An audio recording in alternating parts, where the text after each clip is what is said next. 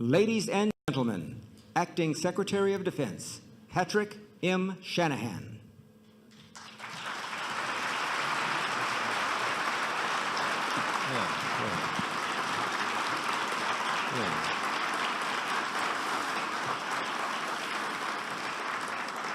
Good morning, everyone. Mr. President, Mr. Vice President, Senator Sullivan, Congressman Turner, General Silva, and military officers, all members of the military, and distinguished guests. Thank you for joining us as we release the 2019 Missile Defense Review. Today, the number of new missile programs around the world is growing disproportionately to other capabilities. Writ large, the rest of the world is not developing new fighter and bomber aircraft. They are developing missiles. The sheer proliferation of offensive missile capabilities, more than 20 nation states today in 2019, makes this review timely and essential.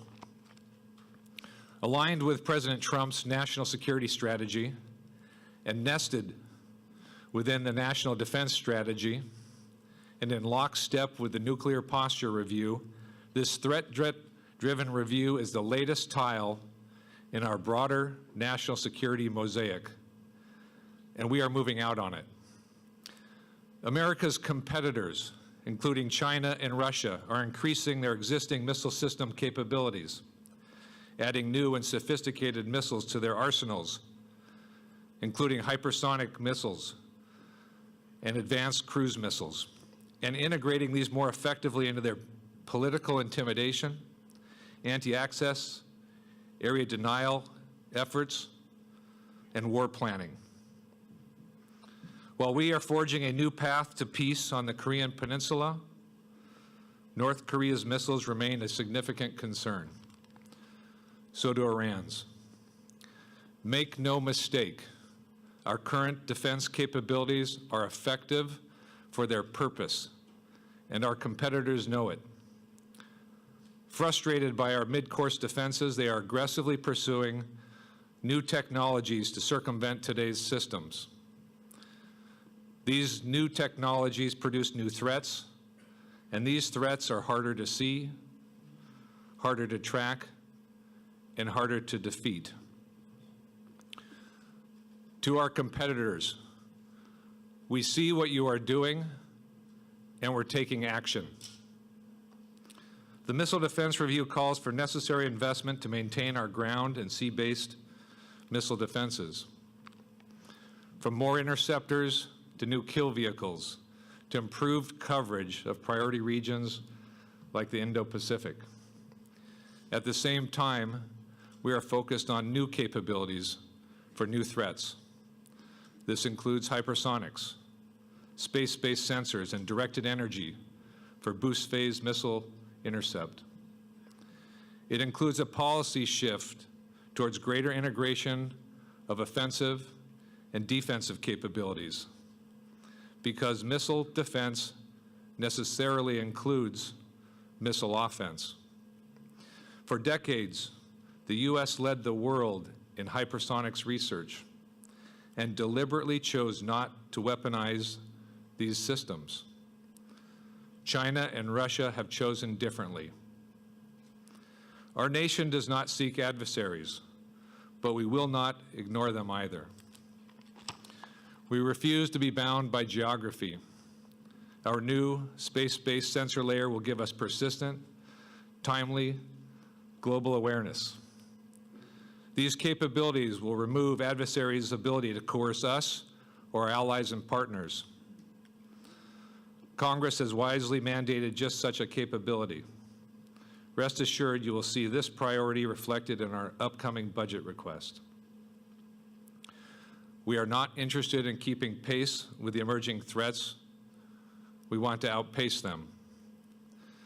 This requires not just defensive weapons, but a host of enabling technologies that will allow us to integrate missile defense mission across our department. Mr. President, we are ready for this task. This is the Department of Get Stuff Done.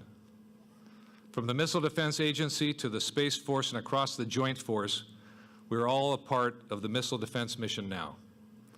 We will work hand in hand with our industrial base, national labs, and academia. We will work with our allies and partners from Asia to the Middle East to Europe to broaden the shield. From Japanese co-development of a new interceptor to our work with NATO to counter shared missile threats. Like us, our allies and partners have recognized the threat. With us, they have and will share the burden of answering it. In a time of great power competition, we will uphold our solemn duty, just as we've done in the past. We will defend the homeland, our deployed forces, and our allies and partners. We will deter potential adversaries and create the diplomatic space to solve complicated problems. I'll close with President Kennedy's words from 1962. The greatest danger of all would be to do nothing. Today's capabilities are dramatically different, but the logic remains the same. That's why President Trump has made missile defense a top national security priority. Directing this review in the first week of his administration, along with Vice President Pence, he has elevated this issue across our government, with our allies, but most of all, in the eyes of the American people. President Trump and Congress have given DoD the necessary authorities, resources, and support to meet these challenges. And this department will not let him or the American people down.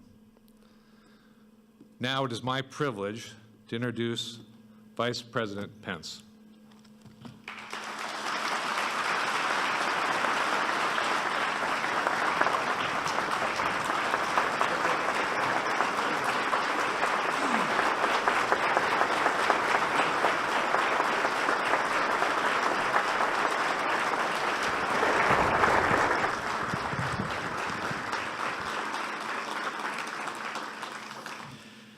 Thank you, Acting Secretary Shanahan, Secretary Mark Elsper, Secretary Wilson, distinguished members of Congress, members of the Joint Chiefs, the leadership of the Armed Forces of the United States, and to all of you who wear the uniform of the United States of America. It is my honor to be with you here today at the Pentagon as our President unveils his vision for our renewed commitment to American missile defense.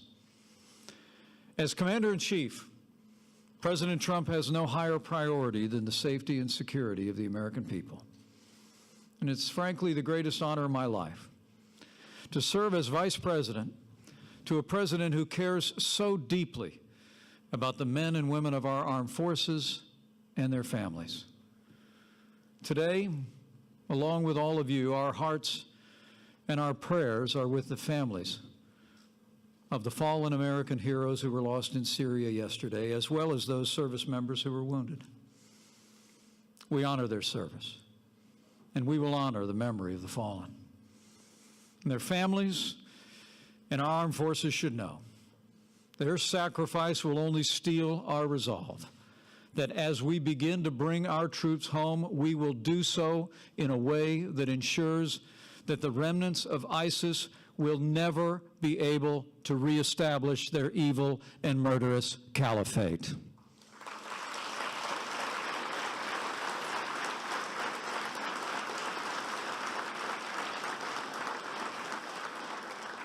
It's in that same spirit of resolve that we gather here today. Since day one of this administration, President Trump has taken decisive action to make the strongest military in the history of the world stronger still. Working with members of Congress in both parties, we're rebuilding our military, restoring the arsenal of democracy.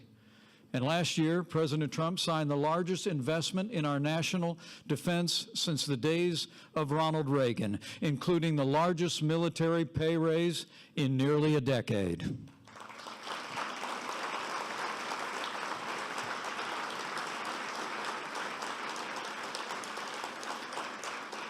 At the President's direction, we released a national security strategy that puts America first, pursued the modernization of our nuclear arsenal, and President Trump has taken decisive action to extend American dominance on land, at sea, in air, and in cyberspace, and even called for the establishment of a sixth branch of our armed forces to ensure American dominance in space. In the last 2 years, our President has made great progress to provide for the common defense. And today, by unveiling our new strategy for missile defense, President Trump will take another critical step to ensure the safety and security of the American people and our very way of life. This President knows that the American people believe that America first begins with peace through strength. So now it is my high honor and distinct privilege to introduce your Commander-in-Chief, the 45th President of the United States of America, President Donald Trump.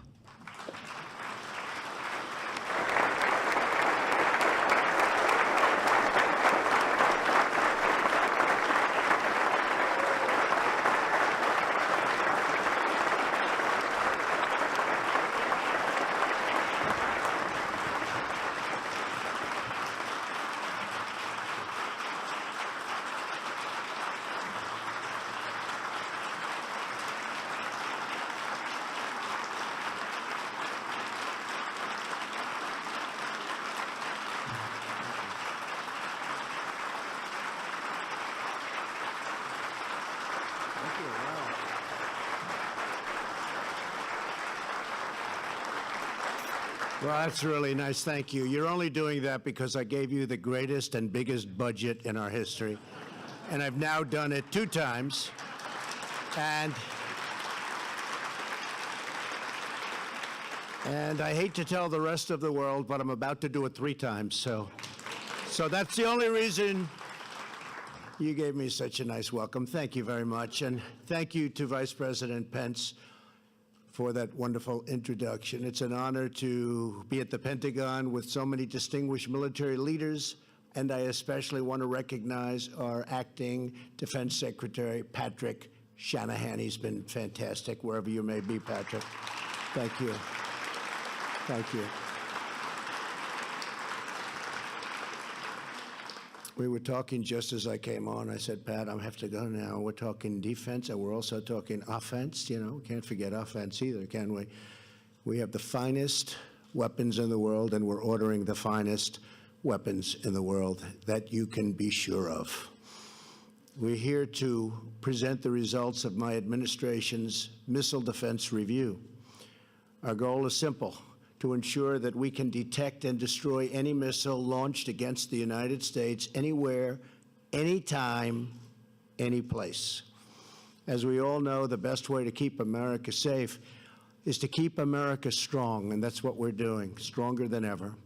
Joining us for today's presentation are great champions of missile defense in Congress, Senator Dan Sullivan, my friend. Thank you, Dan, very much. And Representative Mike Turner. Thank you, Mike. Thank you very much. Also joining us from the Department of Defense are Acting Deputy Secretary of Defense David Norquist. David, thank you. Secretary Mark Esper. Secretary Heather Wilson. Thank you. Undersecretaries of Defense Michael Griffin, Ellen Lord, and John Rood. General Paul Selva, thank you, General. General Mark Milley, thank you, Mark, thank you, and congratulations, very importantly, congratulations. General Joseph Lengyel and General James McConville, thank you very much, everybody, thank you. Before presenting the results of our missile defense review, I want to take a moment to express my deepest condolences to the families of the brave American heroes who laid down their lives yesterday in selfless service to our nation. These are great people, great, great people. We will never forget their noble and immortal sacrifice. This morning, I also would like to briefly address another matter of critical national security, the humanitarian and security crisis at our southern border. Without a strong border, America is defenseless, vulnerable, and unprotected. I also want to thank the military for helping us out during the big caravan period, but now you have more caravans forming, and they're on the way up, thousands and thousands of people. We don't know where they're from, who they are, nothing. We need strong borders. We need strong barriers and walls. Nothing else is going to work. Everyone knows it.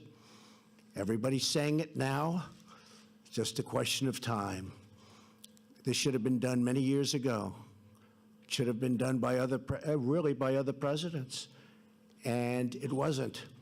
Just like many of the other things we're doing that could have been done many years ago, whether it's our negotiations with North Korea, moving the embassy to Jerusalem. So many things were supposed to have been done many years ago, and they weren't, but we're doing them. A wall has to be built. We need security at our southern border. Drugs flow in. Tremendous percentages of the drugs coming into our country come from the southern border. We're not going to allow it to happen. And that is why our Homeland Security professionals have asked Congress for a steel barrier between the ports of entry to fund more agents, beds, medical supplies, and technology, and to close the ridiculous and dangerous immigration loopholes that no country in the world has but us. The federal government remains shut down because congressional Democrats refuse to approve border security. We're going to have border security. It's going to be tight. It's going to be strong. We're going to let people into our country gladly, but they're going to come in illegally. That includes for the farmers who need help and for others. But we are going to have powerful, strong border security. While many Democrats in the House and Senate would like to make a deal, Speaker Pelosi will not let them negotiate. The party has been hijacked by the open borders fringe within the party, the radical left becoming the radical Democrats. Hopefully, Democrat lawmakers will step forward to do what is right for our country. And what's right for our country is border security at the strongest level. Stop human hijacking. Stop drugs. Stop gangs. Stop criminals. That's what we're going to do. That was my pledge, and that's what we're going to do. We're gathered together to outline the steps that we must take to upgrade and modernize America's missile defense. So important. In a time of rapidly evolving threats, we must be certain that our defensive capabilities are unrivaled and unmatched anywhere in the world. All over, foreign adversaries, competitors, and rogue regimes are steadily enhancing their missile arsenals all over. Their arsenals are getting bigger and stronger, and we're getting bigger and stronger in every way. They're increasing their lethal strike capabilities, and they're focused on developing long-range missiles that could reach targets within the United States.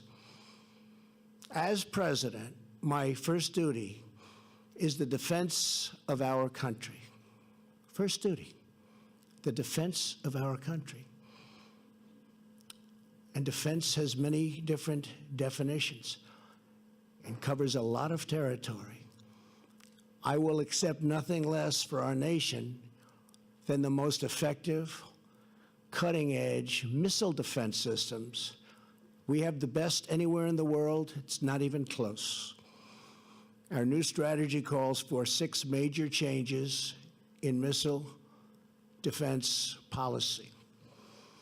First, we will prioritize the defense of the American people above all else.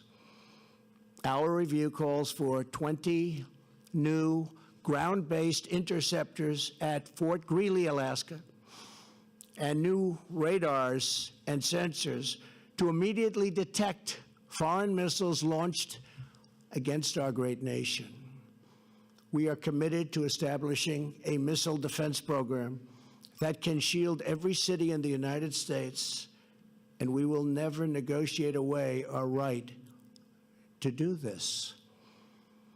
Second, we will focus on developing new technology, not just investing more money into existing systems.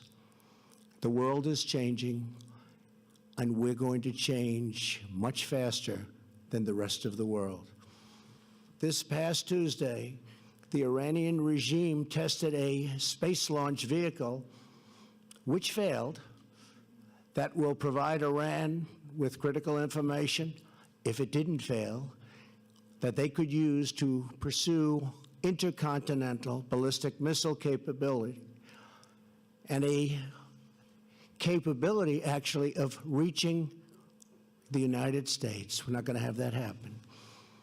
The United States cannot simply build more of the same or make only incremental improvements. What we've done to Iran since I've become president is rather miraculous. I ended the horrible, weak Iran nuclear deal, and I will tell you, Iran is a much different country today than it was 2 years ago. It's not the same, and it won't be the same. And I do believe they want to talk.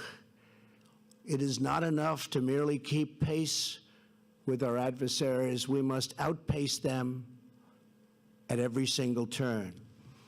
We must pursue the advanced technology and research to guarantee that the United States is always several steps ahead of those who would do us harm. Third, we will protect the American people from all types of missile attacks. In the past, the United States lacked a comprehensive strategy for missile defense that extended beyond ballistic missiles. Under our plan, that will change. The U.S. will now adjust its posture to also defend against any missile strikes, including cruise and hypersonic missiles. And we are, by the way, very advanced also on hypersonic technology and missiles. We will always be at the forefront of everything. Fourth, we will recognize that space is a new warfighting domain, with the Space Force leading the way. My upcoming budget will invest in a space-based missile defense layer. It's new technology. It's ultimately going to be a very, very big part of our defense and obviously of our offense. The system will be monitored, and we will terminate any missile launches from hostile powers or even from powers that make a mistake. It won't happen, regardless of the missile type or geographic origins of the attack. We will ensure that enemy missiles find no sanctuary on Earth or in the skies above. This is the direction that I'm heading. We have some very bad players out there, and we're a good player, but we can be far worse than anybody if need be. I've always known, and I've watched and I've seen, the stronger you are, the less you will need whatever that strength may be. Fifth, we will remove bureaucratic obstacles to dramatically speed up the acquisition and deployment of the new technology. And sixth, we will insist on fair burden sharing with our allies. I've made it clear we are protecting many, many wealthy, wealthy, wealthy countries. One country, they said, has an unsustainable cash flow. In other words, they make so much money, they don't know what to do with it. I said, send it our way. We're protecting you. Send it our way. We protect all of these wealthy countries, which I'm very honored to do. But many of them are so wealthy, they can easily pay us the cost of this protection. So you'll see big changes taking place. And we've had great talks with countries, friendly talks. One of them said, Mr. President, yes, we will work with you. But for 30 years, nobody's ever asked. I said, now we're asking. Took a long time. I said, now we're asking. And that allows us to spend much more money than these incredible budgets where it's just money going out and not coming back. So wealthy, wealthy countries that we're protecting are all under notice and all cooperating very nicely. I would say they probably liked other presidents more than me, but that's okay. I don't blame them. I would too. There was a recent poll in Europe. The original poll, when I first ran, I was one of the most popular people in the world. And now they said he's not popular in Europe. I shouldn't be, because I'm asking them to step up. You have countries paying less than 1% in NATO. Last year, I raised $44 billion more by saying, I'm sorry, you have to step up. The year before that, my first year, so I was just getting started, I raised $24 billion with one meeting. And until that, it was just going down. It was going down. For 15 years, it was just going down. The numbers going into NATO. And this year will also have a good year. They're starting to step up. Very unfair when Germany pays 1%, and we're paying 4.3% of a much larger GDP. We cannot be the fools for others. We cannot be. We don't want to be called that. And I will tell you, for many years, behind your backs, that's what they were saying. So there's a big difference. We're going to be with NATO 100%, but as I told the countries, you have to step up. You have to pay minimum numbers, actually. The numbers should be much higher. They set a 2% goal. Very few pay that, but they should be much higher than that. If you look at what we pay, it's massively higher than that. So we have very good relationships, but countries are now stepping up, and they can well afford to. In furtherance of this goal, our plan directs the Department of Defense to prioritize the sale of American missile defense and technology to our allies and to our partners. We want them to be able to defend. And they're willing to pay for the finest missiles in the world. They've already done that. They're stepping up like nobody's ever seen before, actually. We will also leverage our network of partnerships to share early warning and tracking information and detect missile launches as early as possible. Today marks the beginning of a new era in our missile defense program. For too long, we have been held back by self-imposed limits while foreign competitors grow and they advance more than we have over the years. Part of the reason is we spend so much money on so many other places. Now that's changing. We're helping, and we're able to spend money on technology and new defense and far beyond defense systems. So those days are history. Our strategy is grounded in one overriding objective: to detect and destroy every type of missile attack against any American target, whether before or after launch. When it comes to defending America, we will not take any chances. We will only take action. There is no substitute for American military might. But when I took office, you know it better than anybody in the world, our military was very tired. It was very depleted. I won't even tell you the things that some of our great generals were telling me. And now it's being rebuilt at a rapid rate, and very shortly will be more powerful than ever before. And that's the way it has to be.